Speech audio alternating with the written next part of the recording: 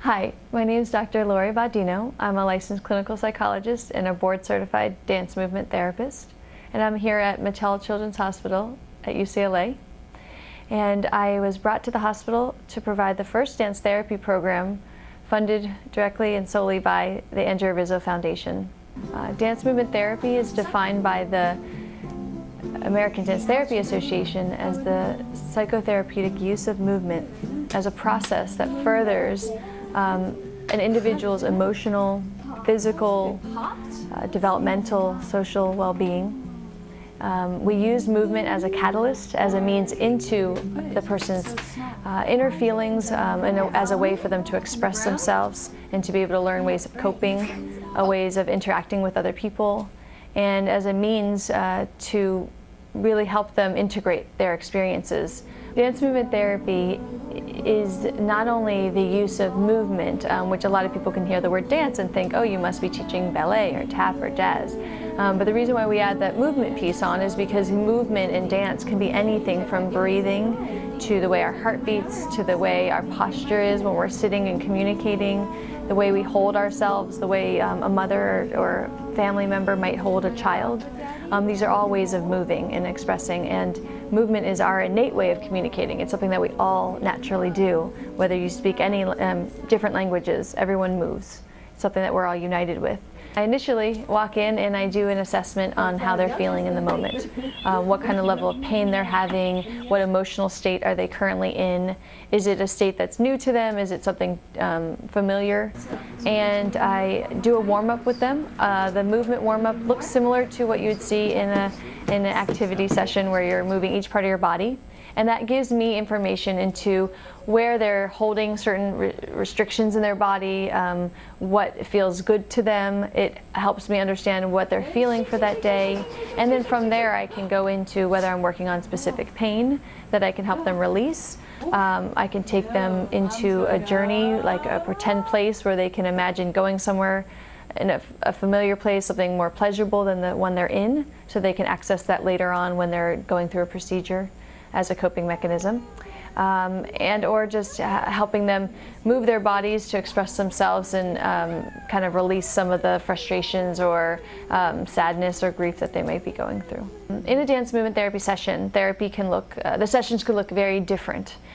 Some sessions will involve props, such as you'll see pom-poms and parachutes and lots of things of colors and different textures, sounds, music's used, instruments are used. These are all as a means to help the patient or individual really connect to what they're feeling. So it looks very playful and it looks like nothing's happening, but there's a lot of messages, a lot of information happening, a lot of goals and expectations that are being met through the therapy. A session can be anything from just breathing and doing guided imagery. A lot of times with pain patients we do guided imagery work, taking them to a place and a way to relax and help their muscles have a new memory of a positive experience that they can then access later on. Or very active play movement, having the children take turns being the leader. It's a chance for them to have control, which they don't get often at the hospital and or at home. Taking turns and sharing an experience with other children and with family members. So therapy sessions can look very different. The main point is to be present with what the child is going through and helping them just to stay present with them in that moment and take them into a healing place. When I think about the goals of the treatment here at the hospital, I'm looking at sometimes very short-term expectations. Giving the child a distraction for that moment, for that day, to have an experience other than what they've been experiencing at the hospital is one, kind of on the surface part of the therapy, going in there and giving them a place to be and experience some laughter and some play. It gives them an opportunity to express and feel safe to share some feelings that they might not be able to talk about, or it might be difficult to talk about. And the goal is really to hopefully get them to a place that the more we expand our movement repertoire, the more individuals able to express themselves through the body, the more language comes out, the more they're able to access these feelings and really articulate them. whether it's just through moving, like really showing that movement in their body, or really finding the exact word that I might have to help them find. And then through that, finding a way to cope and recover from those feelings. How do we solve them? Where can we look for help?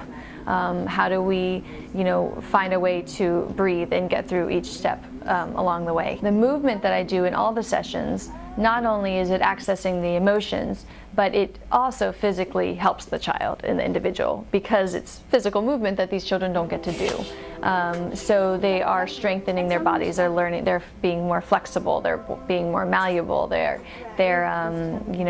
reaching and stretching in different ways that they might not feel like they can do, but all of a sudden with creativity and with movement and play, they can do the movements.